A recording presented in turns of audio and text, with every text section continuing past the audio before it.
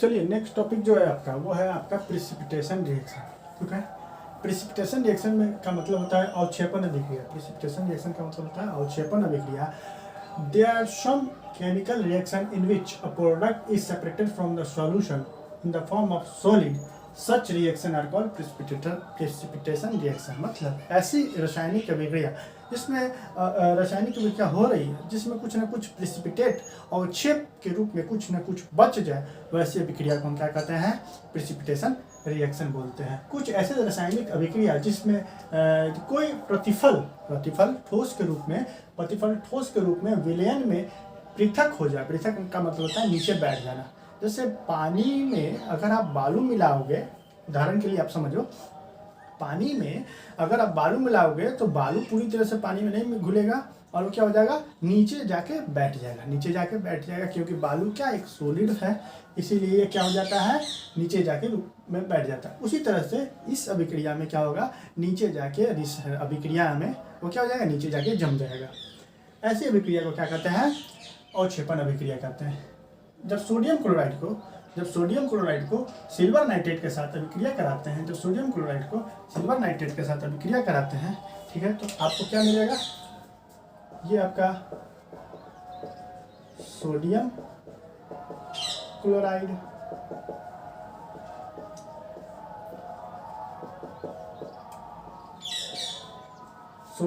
को silver nitrate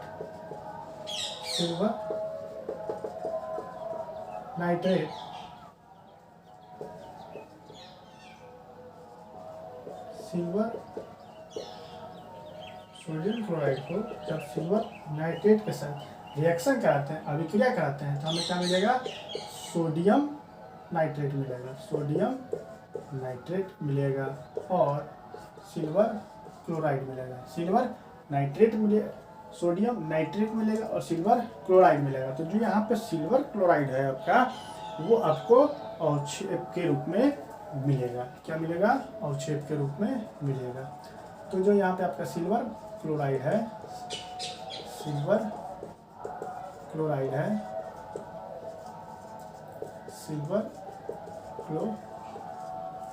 आपको क्या मिलेगा? अवक्षेप के रूप में मिलेगा। अवक्षेप, सॉलिड अवक्षेप मतलब ठोस अवक्षेप के रूप में मिलेगा। सॉलिड प्रिसिपिटेट के रूप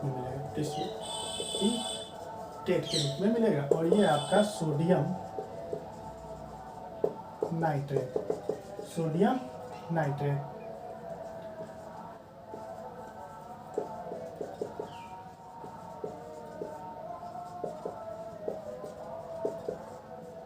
ठीक है, तो समझ में आ रहा होगा कि ऐसी रासायनिक अभिक्रिया जिसमें कुछ न कुछ ठोस अवक्षेप के रूप में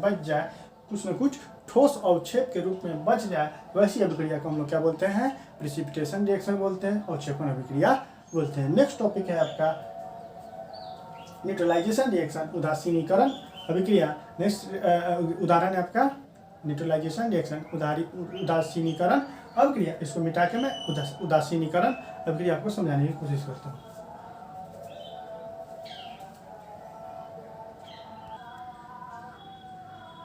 चलिए, जो आपका नेक्स्ट टॉपिक है वो आपका है न्यूट्रलाइजेशन रिएक्शन, उदासीनीकरण अभिक्रिया में कहने का मतलब है the reaction in which an acid reacts an acid का मतलब होता है react with an as absorbent. An acid react with an absorbent to form a salt and water is known as या are called as neutralisation reaction. वैसी अभिक्रिया जिसमें अम्ल भस्म के साथ रिएक्शन करके अभिक्रिया करके क्या बनाता है? लवण प्लस जल बनाता है। वैसी अभिक्रिया क्या कहलाता है? आपका उदासीनीकरण अभिक्रिया कहलाता है। आइए समझते हैं। जैसे यहाँ पे दिया हुआ है एसिड का मतलब होता है अम्ल, एस का मतलब होता है भस्म। जब ये दोनों आपस में अभिक्रिया करेंगे, रिएक्शन करेंगे, तो आपको क्या मिलेगा? साल्ट प्लस वाटर मिलेगा। साल्ट का मतलब होता है लवण, जिससे नमक भी बोलते हैं, और वाटर का मतलब होता है जल। उदाहरण लेके समझेंगे। उदाहरण आपका है हाइड्रोक्लोरिक एसिड को अगर आप सोडियम हाइड्रोक्साइड के साथ अभिक्रिया कराएंगे, रिएक्शन कराएंगे, तो ये है आपका hydrochloric acid, hydrochloric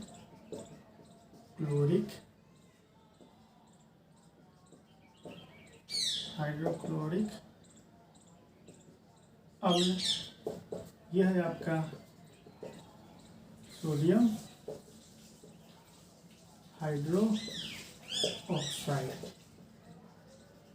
sodium hydroxide, sodium hydroxide. जब सोडियम हाइड्रोक्साइड और हाइड्रोक्लोरिक एसिड HCl का रिएक्शन कराएंगे तो आपको क्या मिलेगा? NaCl plus H2O। NaCl क्या है? खाने वाला नमक, जिसको सोडियम क्लोराइड बोलते हैं, जिसको सोडियम क्लोराइड बोलते हैं, सोडियम क्लोराइड बोलते हैं, और इसको जल, जिसको वाटर बोलते हैं। तो वैसी अभिक्रिया जिसमें अगर हम एक एसिड ले, दूसरा भस्म ले, सोडियम हाइड्रोक्साइड क्या है? एक पाउडर होता है। सोडियम हाइड्रोक्साइड क्या होता है? पाउडर होता है। एसिड के साथ अगर हम किसी भस्म का अभिक्रिया कराते हैं तो हमें क्या मिलेगा? साल्ट। NaCl क्या है? खाने वाला नमक, जिसको सोडियम क्लोराइड बोलते हैं, और H2O क्या है? आपको वाटर मिलेगा। ठीक है, नेक्स्ट एग्जांपल लेके आपको समझाने की कोशिश करते हैं।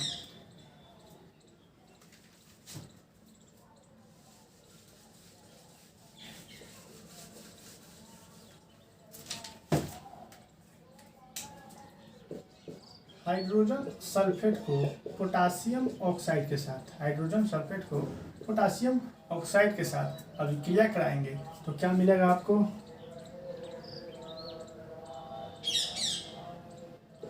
पोटासियम सल्फेट प्लस आपको जल मिलेगा। तो ये है आपका पोटासियम, K2 आपको मिलेगा, K2SO4 प्लस H2O।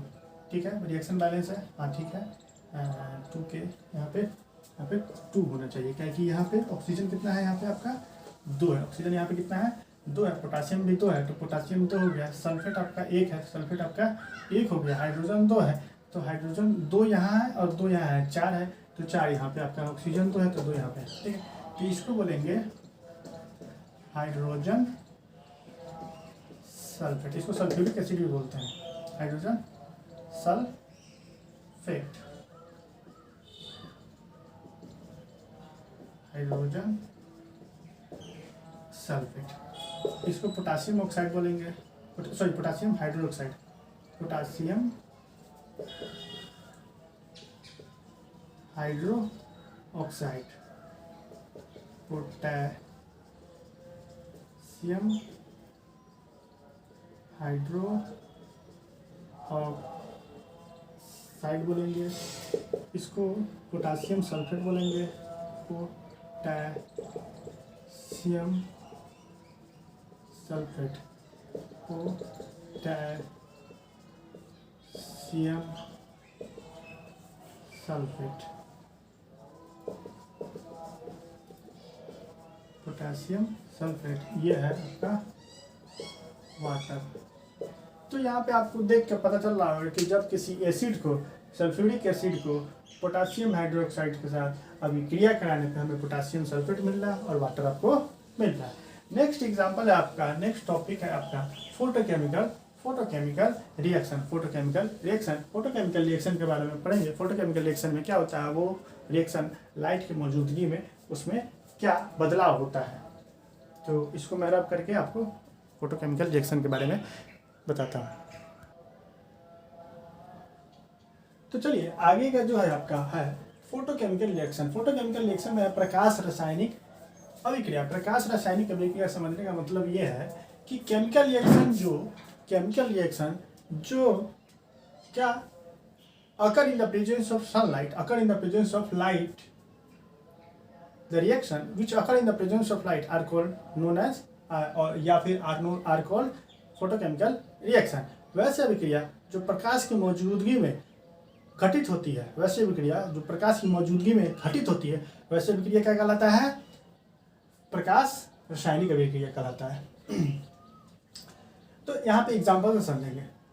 जो क्या है कि देखिए पौधे जो है वो क्या करते हैं, सूर्य की मौजूदगी में जो फोटोसिंथेसिस करते हैं, फोटोसिंथेसिस करके क्या बनाते हैं, वो भोजन बनाते हैं। फोटोसिंथेसिस करके वो क्या बनाते हैं, भोजन बनाते हैं। तो फोटोसिंथेसिस करने के लिए उन्हें क्या चाहिए, कार्बन डाइऑक्साइड की जरूरत है, वाटर की ज़रूरत है, क्लोरोफिल की ज़रूरत है। ठीक है, तो क्या करते हैं वो हवा से कार्बन डाइऑक्साइड को अवशोषित करते हैं। जमीन से, मिट्टी से क्या करते हैं, पानी को, जल को अवशोषित करते हैं। और सूर्य की मौजूदगी में in the presence of sunlight वो क्या बनाते हैं, ग्लूकोज बनाते हैं और कार्बन ऑक्सीजन बनाते हैं। ये ऑक्सीजन हमारे द्वारा उपयोग किया जाता है। ठीक है, ये ऑक्सीजन हमारे द्वारा उपयोग कर लिया जाता है। जो पौधे भोजन बनाते हैं, भोजन बनाने के दौरान उन्हें क्या चाहिए, कार्बन डाइऑक्साइड और वाटर चाहिए। ठीक है, तो सूर्य की मौजूदगी में वो क्या बनाते हैं, ग्लूकोज प्लस ऑक्सीजन। ऑक्सीजन जो रिलीज करते हैं, पौधे द्वारा रिलीज होता है, वो हमारे द्वारा उपयोग कर लिया जाता है। और हमारे जो कार्बन डाइऑक्साइड छोड़ा जाता है सूर्य दिन के समय में, हमारे द्वारा जो छोड़ा जाता है कार्बन डाइऑक्साइड, वो पौधे द्वारा उपयोग कर लिया जाता है, वो पौधे द्वारा उपयोग कर लिए जाते हैं। देखिए दूसरा एग्जाम्पल है कि आपका ये हाइड्रोजन है और ये क्लोरीन है।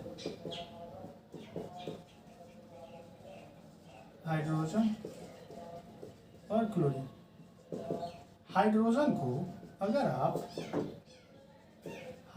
अगर आप अंधेरे में रखोगे, और हाइड्रोजन और क्लोरीन को दोनों को अगर आप अंधेरा में रखोगे, तो आपको कोई मतलब प्रतिक्रिया नहीं होता हुआ आपको दिखेगा, कोई भी प्रतिक्रिया होता हुआ आपको नहीं दिखेगा। लेकिन जैसे ही हाइड्रोजन और क्लोरीन को एक साथ, हाइड्रोजन और क्लोरीन की गैस को एक साथ जब सूर्य के प्रकाश में, ठीक है, या फिर लाइट में, ठीक है, लाइट में रखोगे, तो आपको क्या मिलेगा, ये आपको हाइड्रोजन क्लोराइड बना देगा। हाइड्रोजन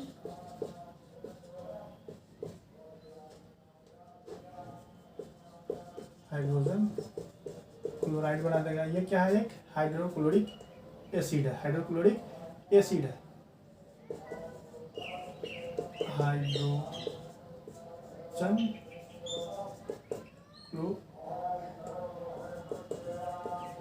हाइड्रोजन क्लोराइड बना देगा। तो इस तरीके का अभिक्रिया जो भी सूर्य की मौजूदगी में या फिर रोशनी की मौजूदगी में अभिक्रिया हो रहा है, वैसी अभिक्रिया क्या कहलाता है, फोटोकेमिकल रिएक्शन कहलाता है, या फिर प्रकाश रासायनिक अभिक्रिया कहलाता है। दूसरा रिएक्शन आपको लेकर समझाने की कोशिश करते हैं। दूसरा है, अगर आप सिल्वर क्लोराइड और सिल्वर आयोडाइड को क्या करोगे, सिल्वर क्लोराइड, सिल्वर ब्रोमाइड और सिल्वर आयोडाइड को का रिएक्शन का, आप अगर सिल्वर आयोडाइड को अगर धूप में रखोगे तो सिल्वर अलग हो जाएगा और आयोडीन अलग हो जाएगा। सिल्वर ब्रोमाइड को धूप पे रखोगे तो सिल्वर अलग हो जाएगा और ब्रोमीन अलग हो जाएगा। और जो आपका सिल्वर क्लोराइड है, सिल्वर अलग हो जाएगा और क्लोरीन अलग हो जाएगा।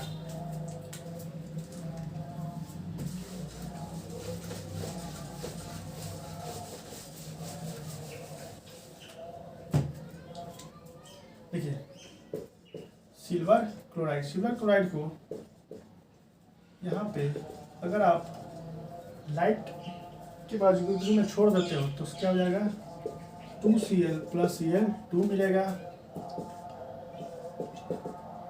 दूसरा है, अगर सिल्वर ब्रोमाइड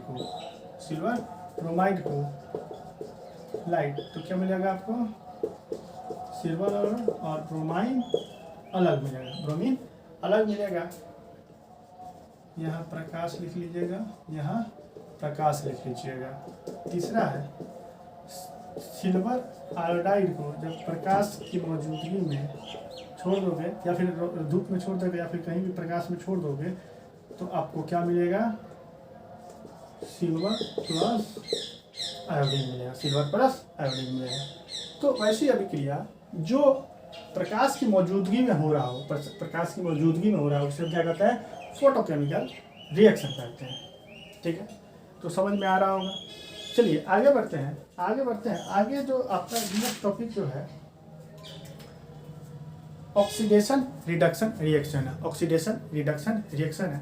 मैं इसको रब करके डेफिनेशन लिख के फिर मैं आपको समझाने की कोशिश करता हूँ।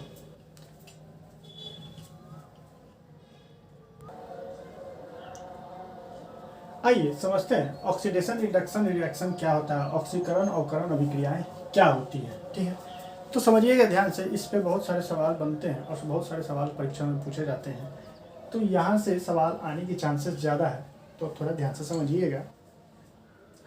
ऑक्सीडेशन का मतलब होता है ऑक्सीकरण और रिडक्शन का मतलब होता है अवकरण। तो oxidation and reduction reaction are special type of chemical reaction that always occur simultaneously. These are called redox reaction. Oxidation and reduction reaction ये क्या है, एक ऐसी अभिक्रिया है जो हमेशा साथ साथ होती है। क्या होती है? हमेशा साथ साथ होती है। ऑक्सीकरण और अवकरण अभिक्रिया एक ऐसी विशेष प्रकार की रासायनिक अभिक्रिया है जो सदैव साथ साथ होती है। क्या कहलाती है? रेडॉक्स अभिक्रिया कहलाती है। ठीक है, तो रेडॉक्स रिएक्शन में ऑक्सीडेशन अलग होगा और रिडक्शन अलग होगा। ऑक्सीडेशन में क्या होगा और रिडक्शन में क्या होगा, समझिए। ऑक्सीडेशन में मतलब होता है ऑक्सीकरण। Oxidation is a chemical reaction in which, ध्यान से समझिएगा, oxidation is a chemical reaction in which oxygen is added to an element, oxygen is added to an element और कंपाउंड और hydrogen is removed from a compound. मतलब ऐसी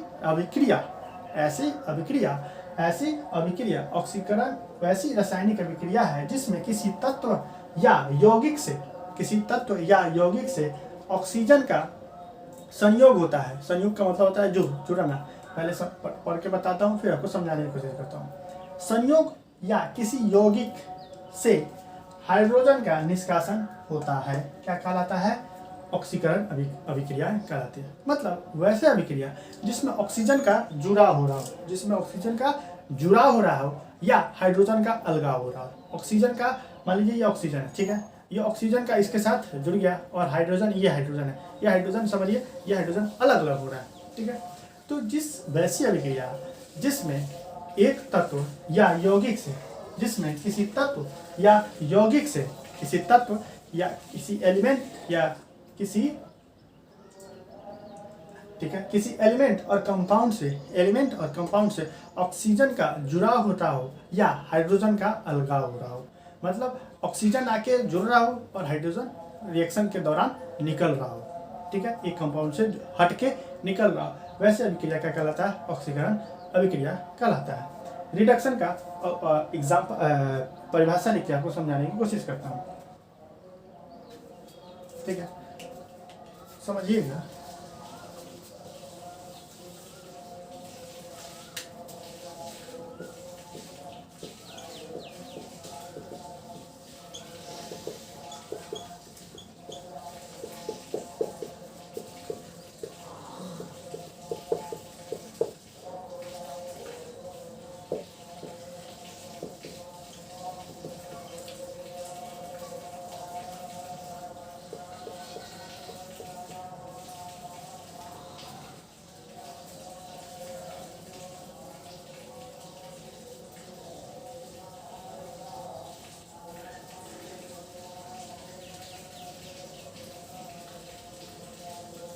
ठीक है,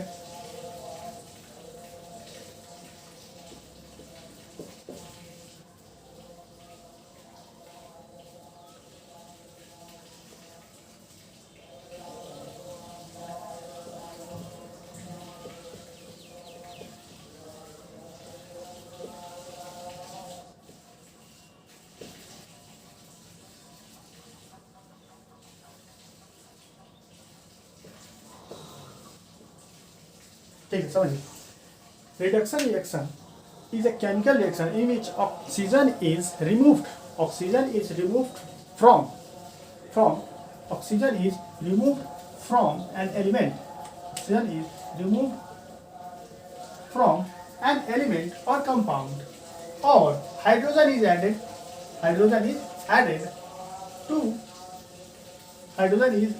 from a compound.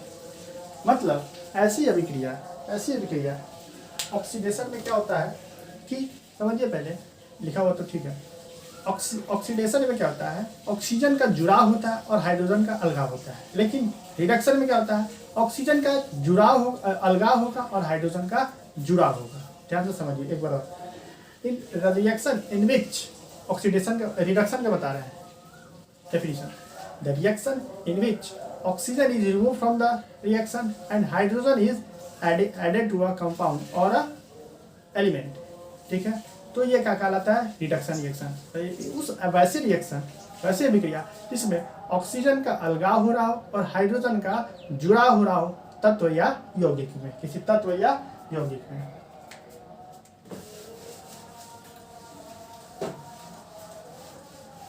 मैं आपको प्रॉपर डेफिनेशन लिख देता हूँ।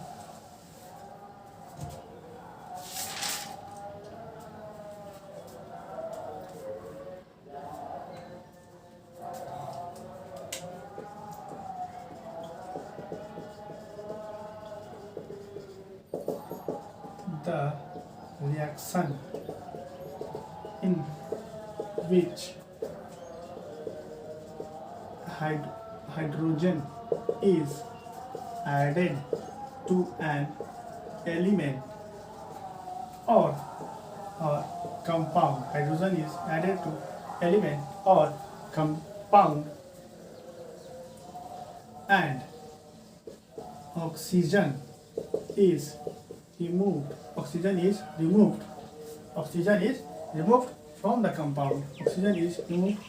from the compound, ठीक है। वैसी अभिक्रिया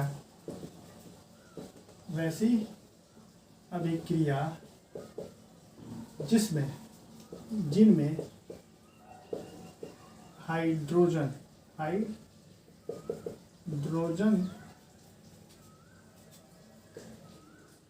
वैसी अभिक्रिया जिसमें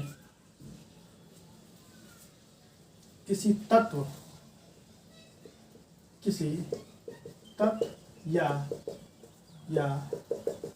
यौगिक में, वैसी अभिक्रिया जिसमें किसी तत्व या यौगिक में हाइड्रोजन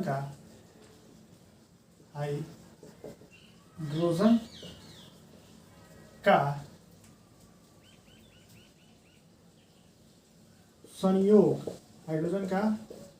वैसी अभिक्रिया जिसमें किसी तत्व या यौगिक में हाइड्रोजन का संयोग होता है और ऑक्सीजन का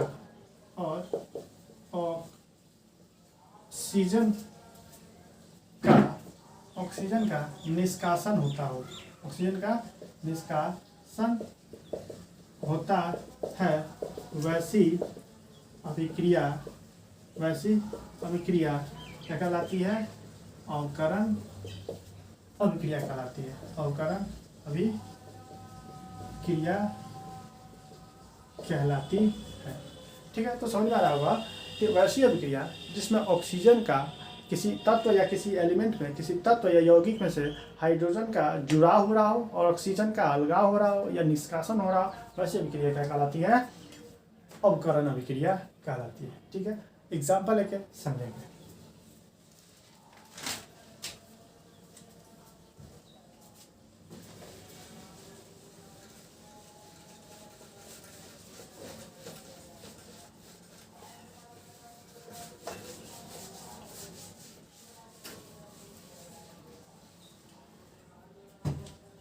ठीक है, पहले एग्जाम्पल ऑक्सीडेशन का लेंगे।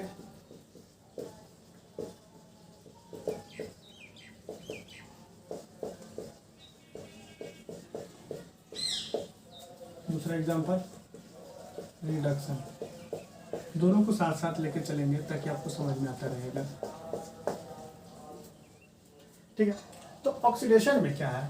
जब हम कार्बन को ऑक्सीजन के साथ वो करेंगे, ठीक है, तो ये दोनों आपस में जुड़ जाएगा। तो ये ऑक्सीजन इस एलिमेंट, इस तत्व के साथ जुड़कर क्या बना देता है? कार्बन डाइऑक्साइड बना देता है। ठीक है, कार्बन डाइऑक्साइड बना देता है। दूसरा है सल्फर को हम ऑक्सीजन के साथ अभिक्रिया कराएंगे। सल्फर को ऑक्सीजन के साथ जब अभिक्रिया कराएंगे तो क्या बना देगा? सल्फर डाइऑक्साइड बना देगा, सल्फर डाइऑक्साइड बना देगा। तो ये जो अभिक्रिया है, ये आपका कार्बन है, ये oxygen,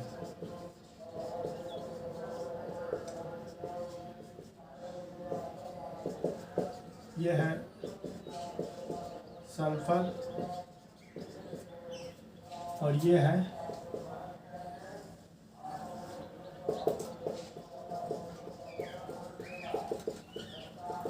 sulphur dioxide, sulphur dioxide,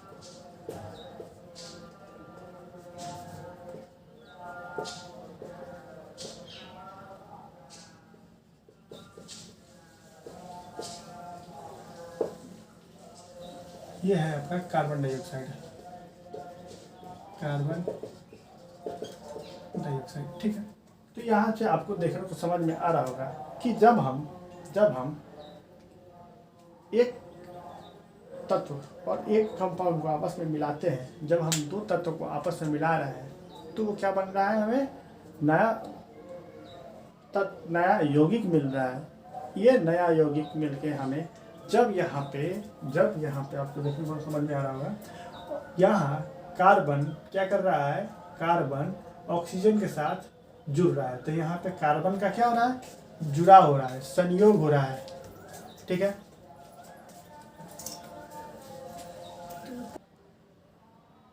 आइए समझिए, थोड़ा सा कोई आ गए थे इसलिए थोड़ा सा डिस्टर्बेंस के लिए सॉरी। देखिए ये क्या है, ये है कार्बन और ये है ऑक्सीजन।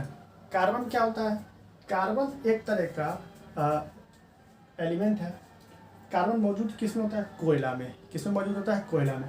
तो जब आप कोयला को और हवा के मौजूदगी में जलाइएगा, कोयला को हवा के मौजूदगी में जलाइएगा तो आपको क्या मिलेगा, कार्बन डाइऑक्साइड गैस मिलेगा।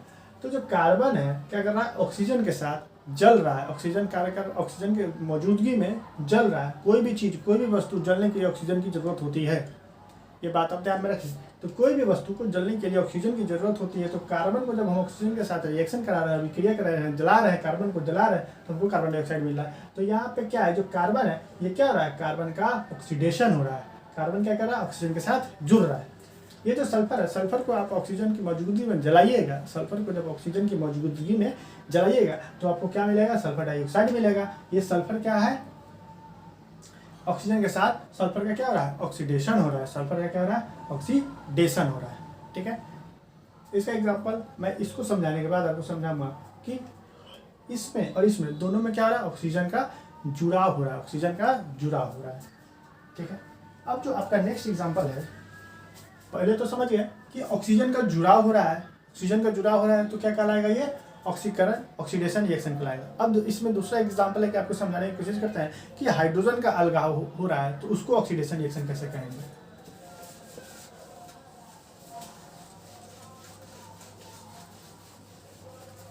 ठीक है, तो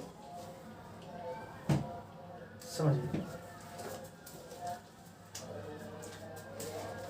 जब हाइड्रोक्लोरिक एसिड HCl को,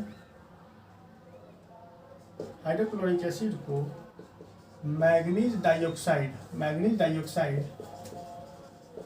के साथ क्लोरीन गैस इवॉल्व होगा। इसमें जब हाइड्रोक्लोरिक एसिड को मैग्नीज डाइऑक्साइड के साथ रिएक्शन कराएंगे, ठीक है, जब गर्म करेंगे, ये दोनों के संयोग को गर्म करेंगे तो हमें क्या मिलेगा, manganese chloride plus water plus chlorine gas बाहर मिलेगा, क्लोरीन गैस बाहर मिलेगा।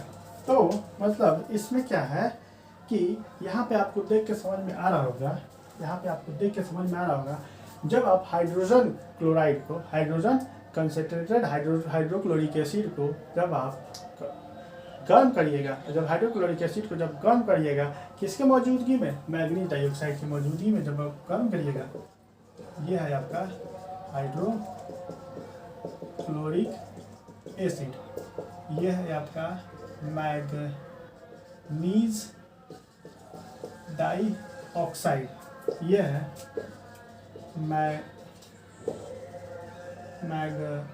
मैग्नीज क्लोराइड, ये है आपका वाटर, ये है आपका क्लोरीन गैस। तो ये आपको समझ में आ रहा होगा, यहाँ से हाइड्रोजन का अलगाव होके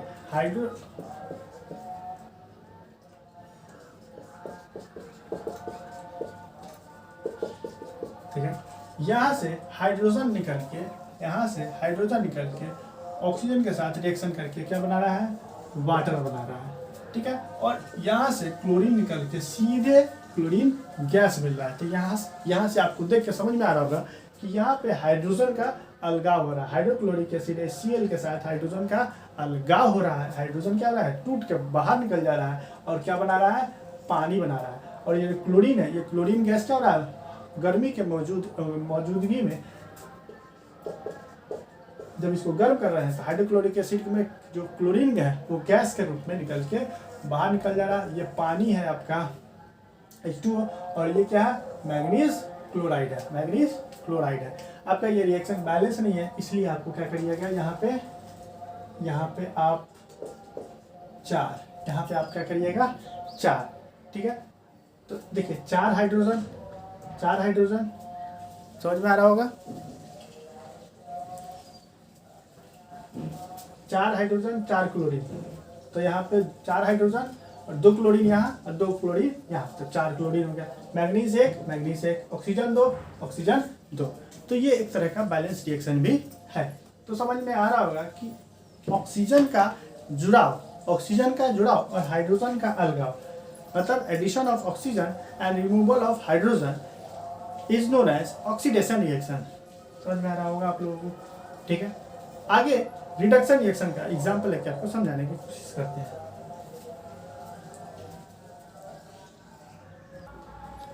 चलिए आइए एग्जाम्पल समझते हैं। रिडक्शन रिएक्शन का एग्जाम्पल समझते हैं। रिडक्शन रिएक्शन में क्या होता है कि हम बताए थे कि जैसे उदाहरण के क्या था, इसका परिभाषा क्या था कि ऑक्सीजन का अलगाव होना चाहिए और हाइड्रोजन का जुड़ाव होना चाहिए। ऑक्सीजन का अलगाव होना चाहिए और हाइड्रोजन का जुड़ाव होना चाहिए। तो ये क्या कहलाता है, आपका रिडक्शन रिएक्शन होना चाहिए, कहलाता है, ठीक है। तो ऑक्सीजन का अलगाव और हाइड्रोजन का जुड़ाव होना चाहिए। तो आप अगर एग्जाम्पल लीजिएगा तो हाइड्रोजन को अगर आप ऑक्सीजन के साथ अभिक्रिया कराइएगा, हाइड्रोजन को ऑक्सीजन के साथ अभिक्रिया कराइएगा तो आपको जल मिलेगा। तो यहाँ पे क्या हो रहा है, हाइड्रोजन क्या कर रहा है, ऑक्सीजन के साथ जुड़ रहा है, तो ये आपको पानी बन रहा है। तो यहाँ पे हाइड्रोजन का यहाँ पे जुड़ाव हो रहा है, हाइड्रोजन का ऑक्सीजन के साथ हाइड्रोजन का जुड़ाव हो रहा है। अगर आप हाइड्रोजन को क्लोरीन के साथ अभिक्रिया कराइएगा, तो क्या मिलेगा आपको, हाइड्रोक्लोरिक एसिड मिलेगा।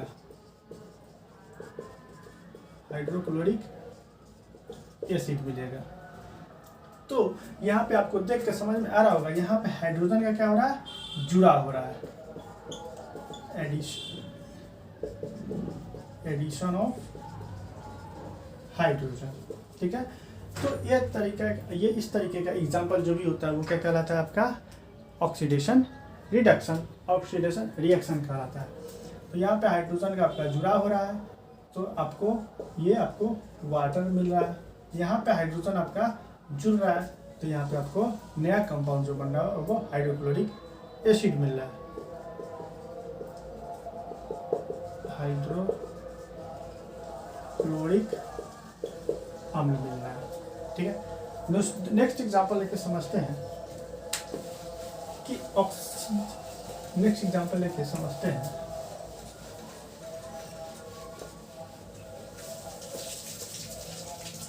ठीक है, ऑक्सीडेशन रिडक्शन। चलिए जैसे कि आप देख रहे हैं कि थोड़ा सा वीडियो रिकॉर्डिंग रुक जाने के कारण मुझे एग्जाम्पल समझाने में थोड़ा परेशानी हो गया था। तो चलिए एग्जाम्पल बढ़ते हैं। हम एग्जाम्पल की बात कर रहे थे ऑक्सीडेशन एंड रिडक्शन रिएक्शन की। तो जब मैं बता रहा था कि ऑक्सीडेशन एंड रिडक्शन रिएक्शन का जो एग्जाम्पल है वो कैसे समझेंगे, तो समझिए क्या होता है कि जब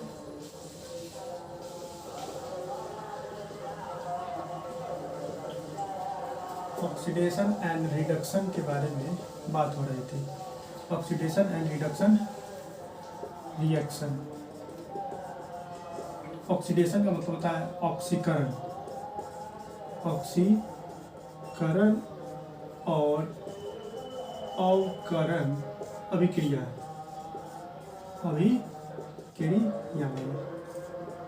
ठीक है।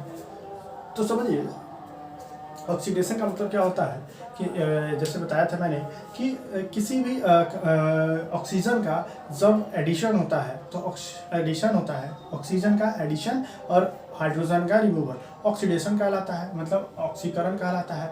और रिडक्शन में क्या होता है कि हाइड्रोजन का एडिशन ऑफ हाइड्रोजन, मतलब हाइड्रोजन का जुड़ाव और ऑक्सीजन का अलगाव, ये क्या कहलाता है, रिडक्शन रिएक्शन कहलाता है। तो आप देखिएगा, आप क्या कीजिएगा, जो गर्म CuO कॉपरिक ऑक्साइड पे हाइड्रोजन गैस जब आप प्रवाह कीजिएगा, जब आप क्या कीजिएगा, कॉपर ऑक्साइड पे गर्म कॉपर ऑक्साइड पे जब आप हाइड्रोजन गैस का प्रवाह कीजिएगा, पास कीजिएगा, तो आपको क्या मिलेगा, आपको कॉपर मिलेगा। आपको क्या मिलेगा, कॉपर मिलेगा और आपको वाटर मिलेगा। आपको क्या मिलेगा, जो पानी बोला जाता है वो मिलेगा। ठीक है, तो इससे क्या होता है, यहाँ पे ये आपका हाइड्रोजन है, ये आपका क्या है, हाइड्रोजन है।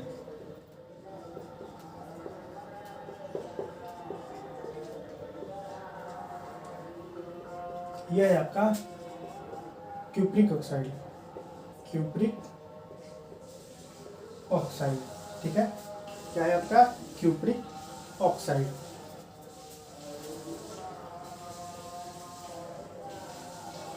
शायद यहाँ पे एक पी होगा, क्यूप्रिक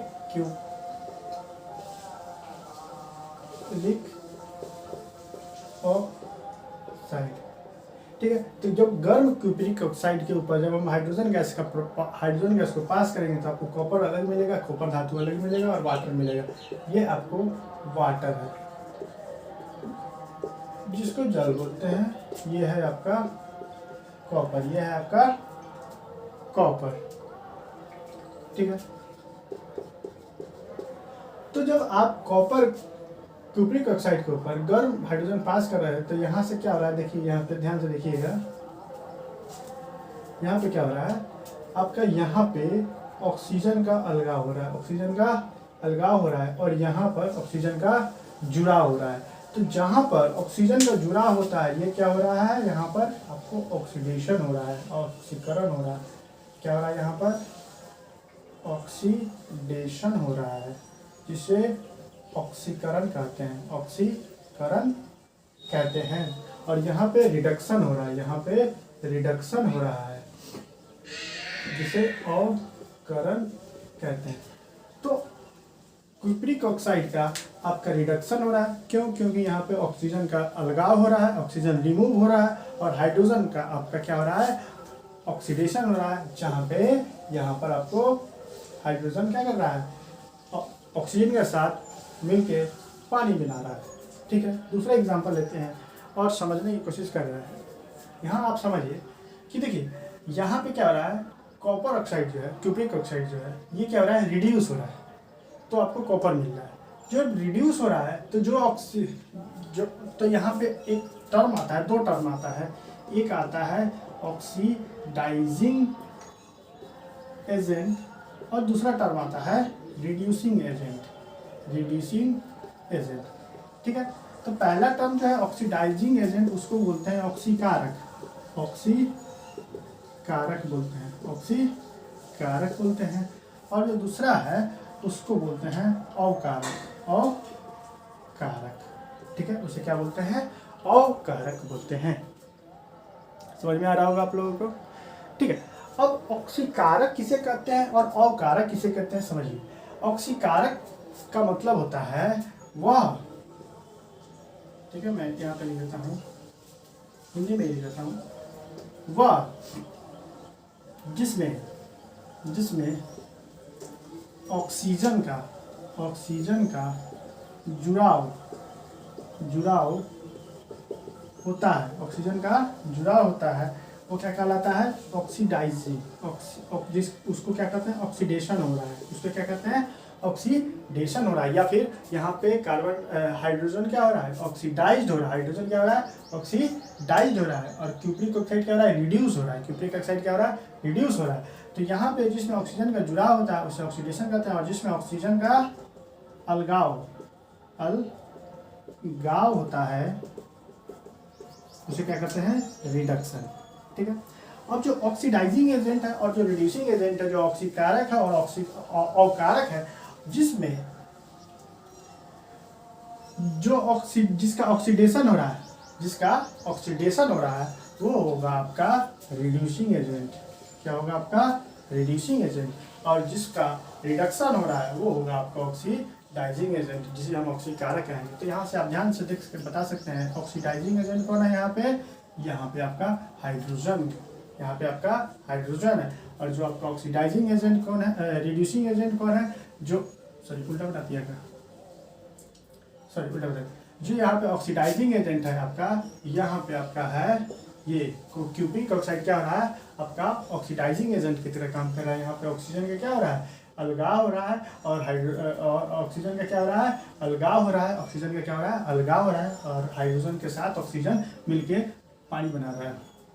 यहाँ पे जो आपका ऑक्सीडेशन हो रहा है वो आपका रिड्यूसिंग, जिसका ऑक्सीडेशन हो रहा है वो आपको रिड्यूसिंग एजेंट कहा जाएगा।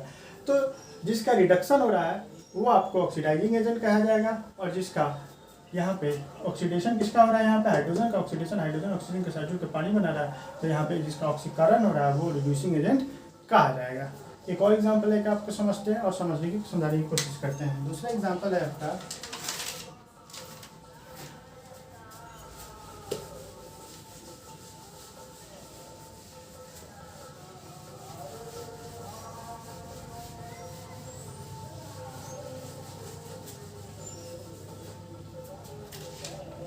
समझिए H2S हाइड्रोजन सल्फाइड को क्लोरीन गैस जब पास करेंगे, हाइड्रोजन सल्फाइड को के ऊपर जब क्लोरीन गैस पास करेंगे तो क्या होगा? हाइड्रोजन सल्फाइड,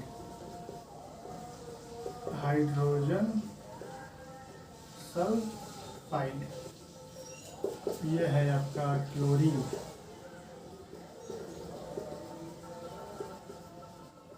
ठीक है, जब हाइड्रोजन सल्फाइड के साथ क्लोरीन का जब अभिक्रिया होगा तो आपको क्या मिलेगा? HCl, वो भी कितना मिलेगा? 2। और सल्फर आपका बाहर निकलेगा। ठीक है, तो ये इसे कहा जाता है हाइड्रोक्लोरिक एसिड।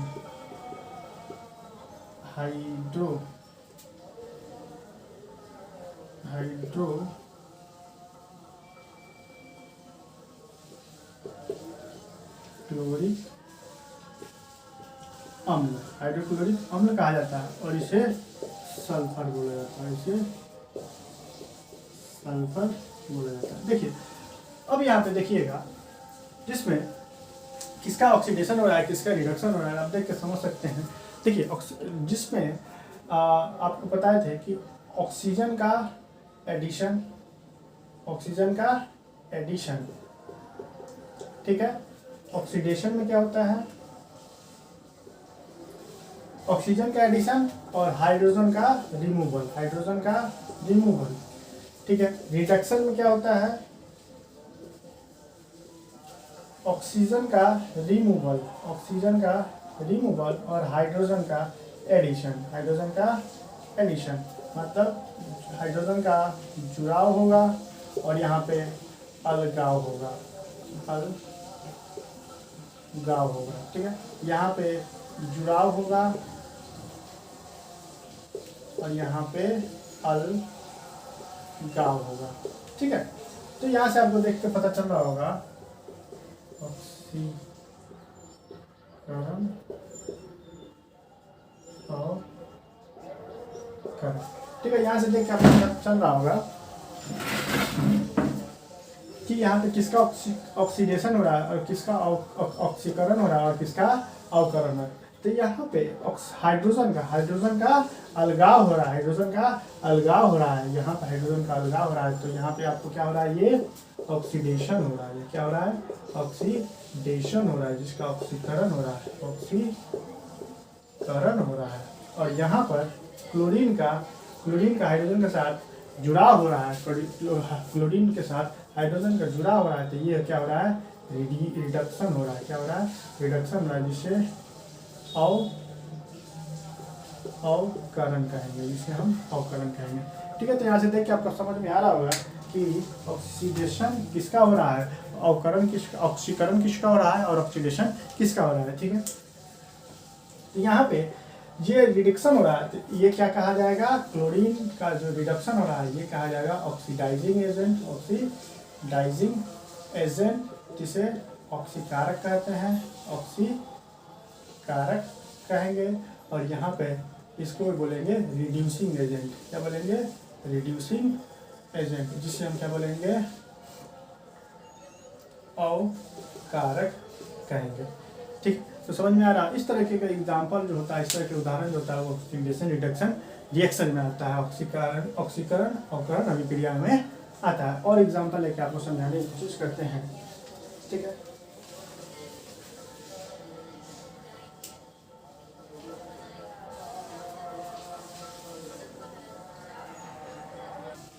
चलिए नेक्स्ट एग्जाम्पल है आपका। ठीक है, नेक्स्ट एग्जाम्पल है, अगर जिंक ऑक्साइड को कार्बन के साथ, जिंक ऑक्साइड को कार्बन के साथ रिएक्शन कराइएगा तो आपको क्या मिलेगा?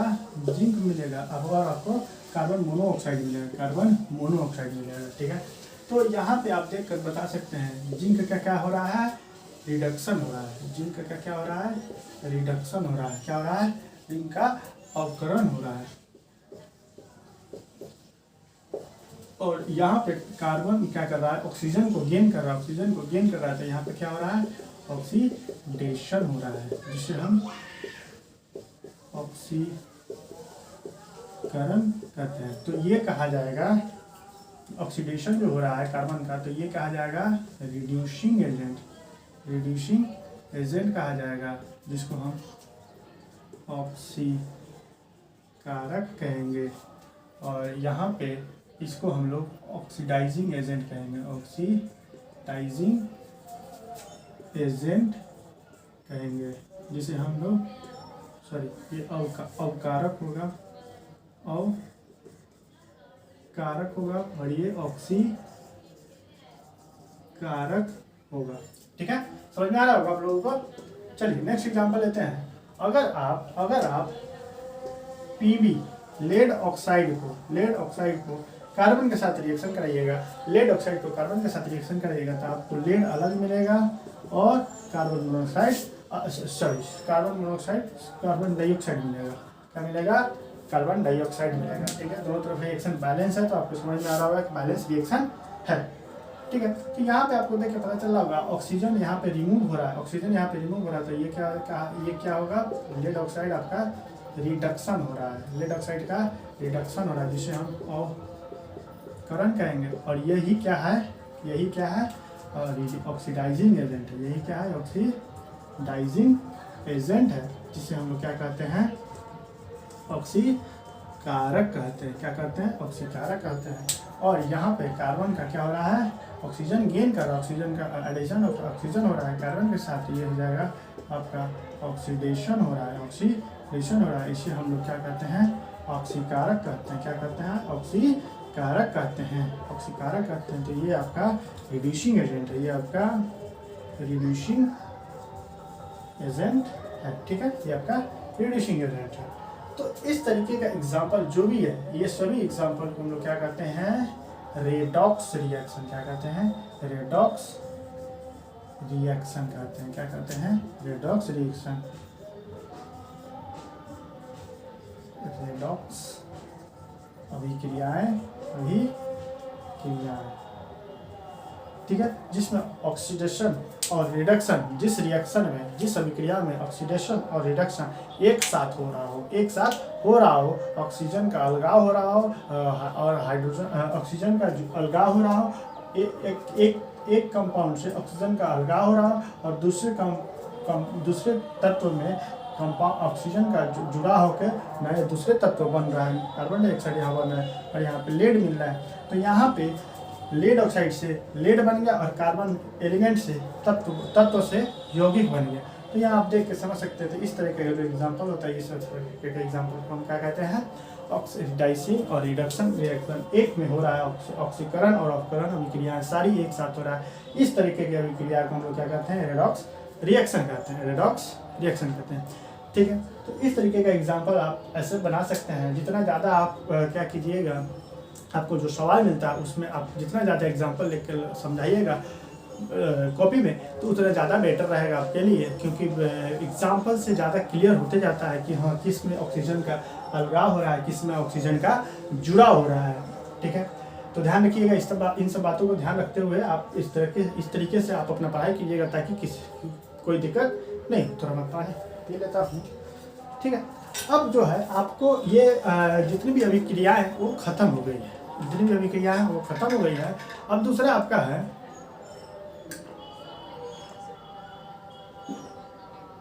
इसका दैनिक जीवन में उदाहरण क्या होता है। जो भी अभिक्रियाएं आपने पढ़ रखी है और जो पढ़ लिया है, उसका दैनिक जीवन में उदाहरण क्या है, उसका कहाँ कहाँ उपयोग होता है, उसके बारे में आप पढ़ना है।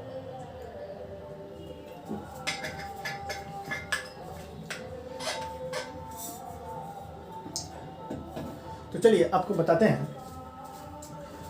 देखिए उसमें कोई ज़्यादा कॉन्सेप्ट है नहीं, बस पढ़ लेना है और समझ लेना है। समझना ये है कि आपको दैनिक जीवन में आपको उपयोग कहाँ कहाँ पे होता है। आपने अभी तक जो भी अभिक्रिया पढ़ी है, ठीक है, एकल विस्थापन, दो विस्थापन, ठीक है, संयोजक, वियोजक, redox reaction, oxidation and reduction reaction, सभी अभिक्रियाएं जहाँ जहाँ आपने पढ़ी है वो सभी का दैनिक जीवन में उपयोग कहाँ पे होता है, उन सभी अभिक्रियाओं के बारे में पढ़ना है। देखिए पहला क्या है, भोजन का पचना। जो भी भोजन आप खाते हैं, ठीक है, मुंह दांत के द्वारा उसको चबाया जाता है। दांत में क्या होता है, सलाइवा होता है, सलाइवा से होते हुए वो पेट में जाता है। पेट में जाता है, हाइड्रोक्लोरिक एसिड होता है, हाइड्रोक्लोरिक एसिड और बहुत सारा जूस निकलता है, डाइजेस्टिव जूस, जो खानों को पचाया जाता है। डाइजेस्टिव जूस का काम क्या है, खाना को पचाना। खाना पचते पचते क्या होता है, उसका भोजन का टूटते टूटते एकदम छोटे छोटे टुकड़ों में हो जाता है। जब भोजन ये छोटे छोटे टुकड़ों में हो जाता है तो उससे क्या होता है, हमें एनर्जी मिलती है। उस भोजन से हमें क्या मिलती है, एनर्जी मिलती है। तो वो भोजन टूटने के साथ साथ क्या अभिक्रिया होती है, उसमें जो अभिक्रिया होती है वो होता है, हमारा भोजन जब टूटता है तो उससे हमारा बनता है ग्लूकोज। ग्लूकोज क्या है, वो एक तरह का एक जो जैसे हम लोग चीनी खाते हैं तो उसमें भी क्या होता है, ग्लूकोज की मात्रा होती है।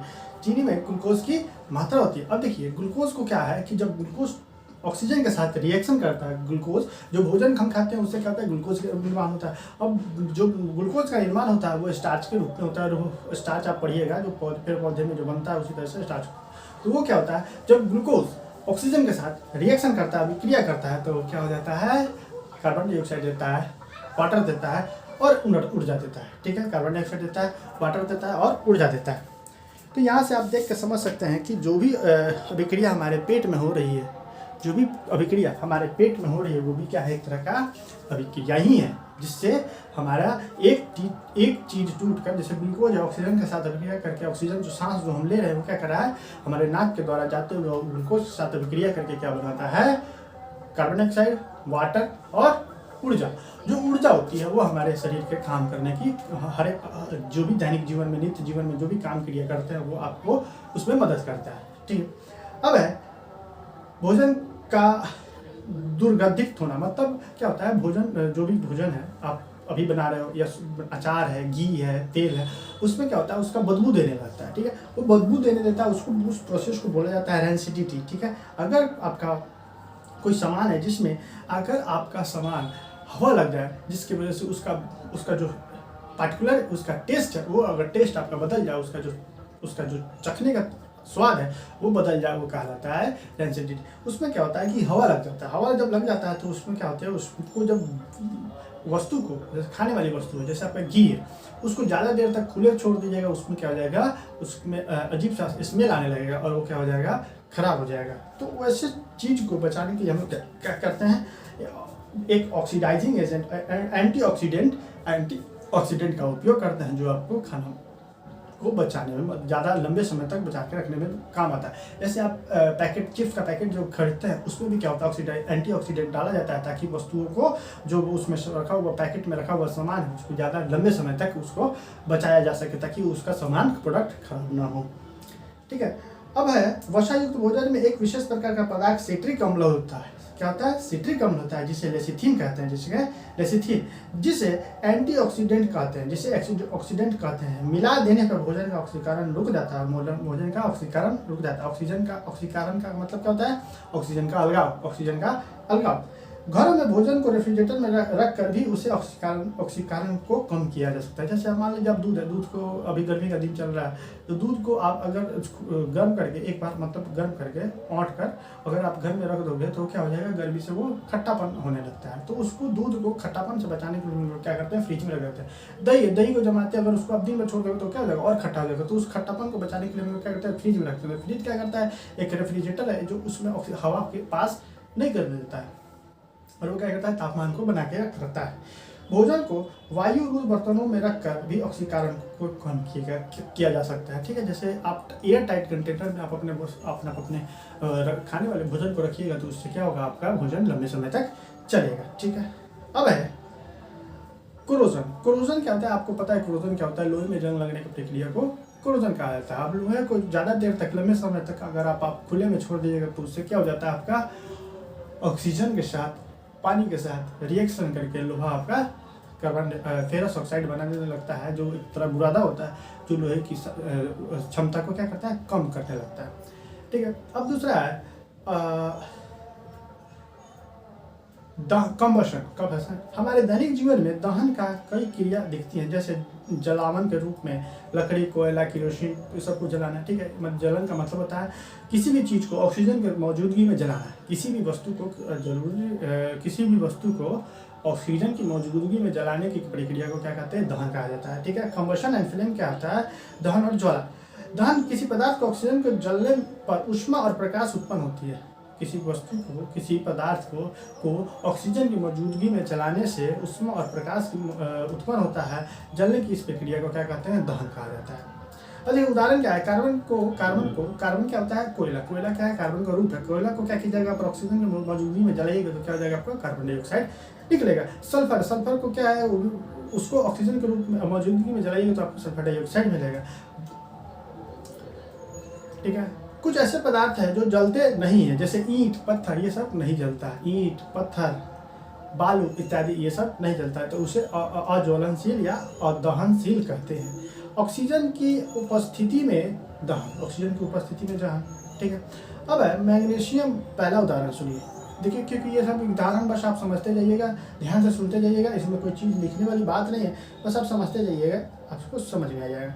मैग्नीशियम धातु नाइट्रोजन में जलकर, मैग्नीशियम नाइट्राइड बनाती है। मैग्नीशियम नाइट्राइड बनाती है। इस प्रक्रिया में ऊष्मा और प्रकाश भी उत्पन्न होता है। इस प्रक्रिया में क्या होता है, ऊष्मा और प्रकाश का उत्पन्न होता है। ठीक है, एक जलती हुई मोमबत्ती को क्लोरीन गैस से भरे गैस जार में ले जाने पर मोमबत्ती जलती रहती है तथा काला धुआं निकलता है। इस मोमबत्ती का दहन क्लोरीन की उपस्थिति में होता है। इस मतलब है कि मोमबत्ती को क्या करते हुए, जलती हुई मोमबत्ती को अगर आप क्लोरीन गैस के भरे गैस के अंदर रख देने पे क्या होता है, मोमबत्ती जलती रहती है और इससे काला धुआं निकलता रहता है। तीसरा है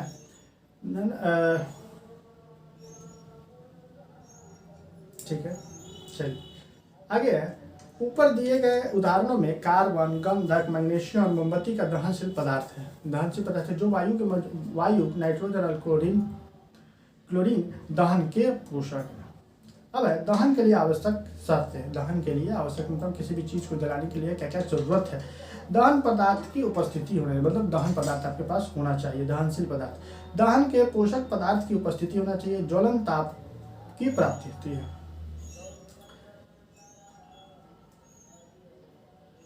इसमें आपको कुछ कहानी टाइप है, वो तो आपको पढ़ सकते हैं। जो जरूरी वाला है वो आपको मैं बता देता हूँ। जरूरी का चीज़ है, ये है लिक्विफाइड पेट्रोलियम गैस। इसमें क्या होता है, पेट्रोलियम गैस ब्यूटेन, ठीक है, ब्यूटेन मतलब कार्बन की मात्रा 4, प्रोपेन मतलब कार्बन की मात्रा 3, ठीक है, एथेन मतलब कार्बन की मात्रा 2। तो जिस भी कार्बन, 2 कार्बन, 3 कार्बन, और ध्यान रखिएगा 4 कार्बन, 2 3 4 गाना सुनेंगे, 1 2 3 4, 1 2 3 4 5 6 7 8 9 10 ऐसे कुछ गाना सुने होंगे। तो एक को छोड़ के जो मोनो बोला जाता है उसको छोड़ के 2 3 4 तो 2, 3, 4 कार्बन की मात्रा जिसमें होते हैं, जिसमें मीथेन, एथेन, प्रोपेन और ब्यूटेन बोलते हैं। तो ये तीन चीज़ आपको एलपीजी सिलेंडर में पाया जाता है, ठीक है। लेकिन इसका मुख्य अवयव ब्यूटेन है। ब्यूटेन जो बोला जाता है C4H10।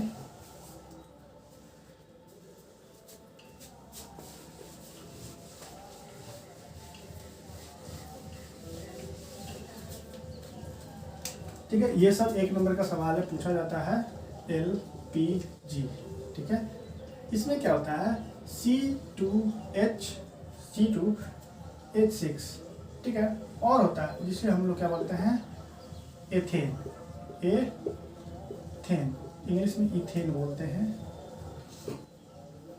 C3H8, ठीक है, इसको प्रोपेन बोलते हैं, इसको प्रोपेन बोलते हैं। और तीसरा होता है ब्यूटेन,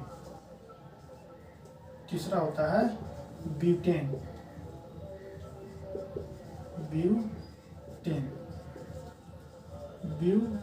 ठीक है। इसमें मुख्य कारक क्या होता है आपका ब्यूटेन होता है। एलपीजी सिलेंडर में आपका मुख्य कारक क्या होता है ब्यूटेन होता है। मुख्य अवयव क्या होता है ब्यूटेन होता है, ठीक है।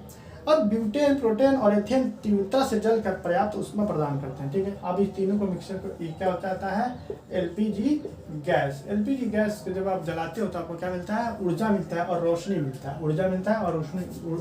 रोशनी मिलता है। ऊर्जा आपको हीट के रूप में मिलेगा और रोशनी आपको लाइट के रूप में मिलेगा। इसलिए पेट्रोलियम गैस एक उत्तम ईंधन है। इसलिए क्या है पेट्रोलियम गैस एक उत्तम ईंधन है। दाब बढ़ाने पर ये तीनों गैस आसानी से द्रवीभूत हो जाती है।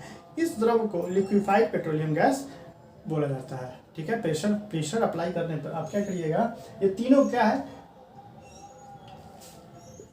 एलपीजी जो सिलेंडर होता है आपका, एलपीजी सिलेंडर जो होता है इसमें ये भरा हुआ होता है, ठीक है।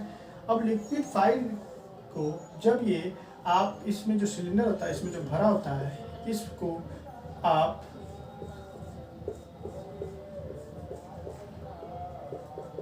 ठीक है। इसमें क्या है कि जब आप लिक्विफाइड पेट्रोलियम गैस को चलाइएगा तो आपको क्या मिलेगा गैस के रूप में। ये आपको सिलेंडर में लिक्विड के रूप में रहता है, लेकिन जैसे ही ये बाहर निकलेगा ये क्या हो जाएगा गैस के रूप में हो जाएगा, ठीक है। आप क्या कर सकते हैं गैस को हाई प्रेशर अप्लाई करके आप उसको लिक्विड बना सकते हैं। लिक्विड को क्या किया जाता है यहाँ पे स्टोर कर लिया जाता है और इस स्टोर को खाना बनाने के उपयोग में किया जाता है, इसको गैस सिलेंडर के तौर पे, ठीक है। अब जो है इसका जो रिएक्शन होता है वो मैं लिख देता हूँ, हालांकि पूछा नहीं जाता है फिर भी मैं आपको लिख देता हूँ, आप यहाँ पे नोट डाउन कर सकते हैं, ठीक है। चलिए अब आपका जो है लिक्विफाइड पेट्रोलियम गैस का जो अभिक्रिया है, जो रिएक्शन है वो आपका ये होता है 2C4H10 plus 13O2 8CO2 plus 10H2O, ठीक है। जब ब्यूटेन को, ठीक है, ब्यूटेन को ऑक्सीजन की मौजूदगी में जलाया जाता है, तो आपको क्या मिलेगा कार्बन डाइऑक्साइड मिलेगा और आपको क्या मिलेगा वाटर मिलेगा। और क्या मिलेगा वाटर तो आपको पता ही है जल होता है, ठीक है। तो ब्यूटेन को जलाने पे ऑक्सीजन की मौजूदगी में जलाने में आपको क्या मिलेगा कार्बन डाइऑक्साइड की मात्रा मिलेगा और वाटर की मात्रा मिलेगा, ठीक है। आपको अभी बता ही दिया कि इस एथेन, प्रोपेन और ब्यूटेन को मिलाकर एक गैस सिलेंडर में भर दिया जाता है जो कि लिक्विड के रूप में होता है। गैस के अंदर सिलेंडर के अंदर लिक्विड के रूप में होता है, ठीक है। जैसे ही लिक्विड के बाहर निकलेगा वो क्या हो जाएगा गैस के रूप में हो जाएगा, ठीक है। हाई प्रेशर अप्लाई करके हम इसे लिक्विड के रूप में स्टोर करते हैं और इसे खाना के जलाने के उपयोग में करते हैं, ठीक है। अब यह गैस अत्यधिक दहनशील होती है, ठीक है। आपको बताया गया होगा कि गैस को अगर उपयोग ना हो तो आप उसके जो बल्ब होता है उसको बंद करके छोड़ देना चाहिए। क्यों? क्योंकि जब गैस का कांटेक्ट ही नहीं हो पाएगा तो वो अगर आप मान लीजिए भूल गए बल्ब बंद करना भूल गए और गलती से किसी ने वहाँ पे मान लीजिए आ गए, होनी को कौन जानता है, कोई कभी भी हो सकता है, ठीक है। मैं अभी खड़ा हूँ, मेरे साथ कुछ भी हो सकता है, ठीक है।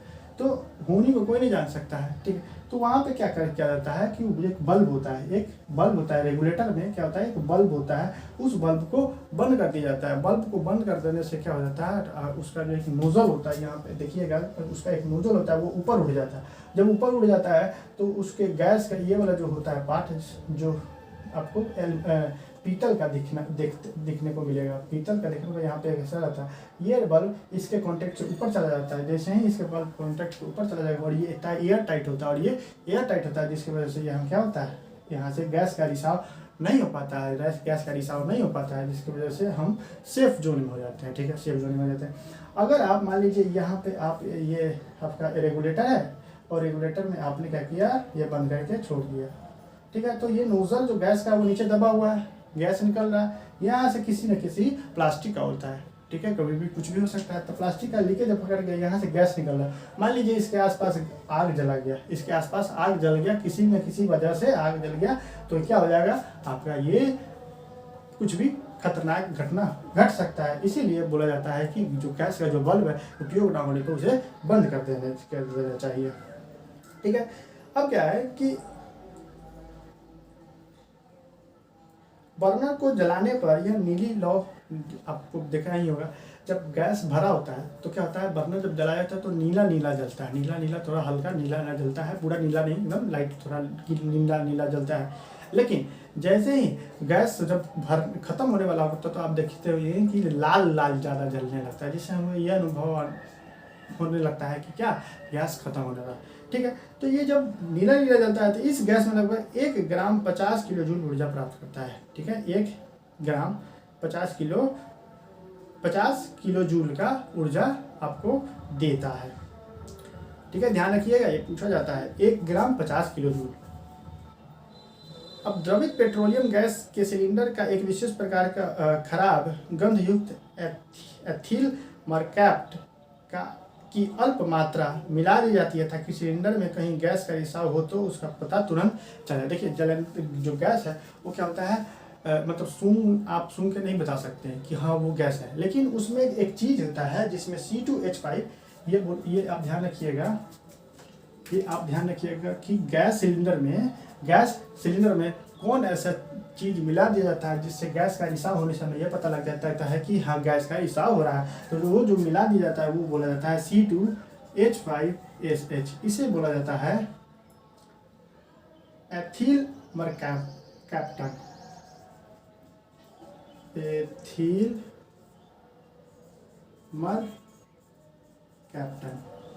एथिल मरकैप्टन बोला जाता है, ठीक है। इसको इंग्लिश में लिखा जाता है इथाइल मरकैप्टन।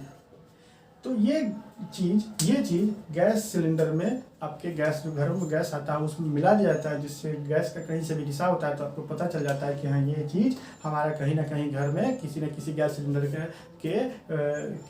से गैस का रिसाव हो रहा है। तो आप जल्द से समझ जाएंगे और वहाँ पे जाके आप बल्ब को बंद कर देंगे, या फिर कहीं से भी मतलब किसी न किसी मिस्टेक वजह से छूट जाता है तो उसको आप जल्दी से जाके बंद कर सकते हैं। तो ये आपका एक जो यहाँ तक जो लास्ट टॉपिक था ये ख़त्म हो गया, ठीक है। अब जो नेक्स्ट आपका वीडियोस जो है आपका नेक्स्ट चैप्टर का, वो आपको धीरे धीरे आपको यूट्यूब चैनल पे मिलता रहेगा।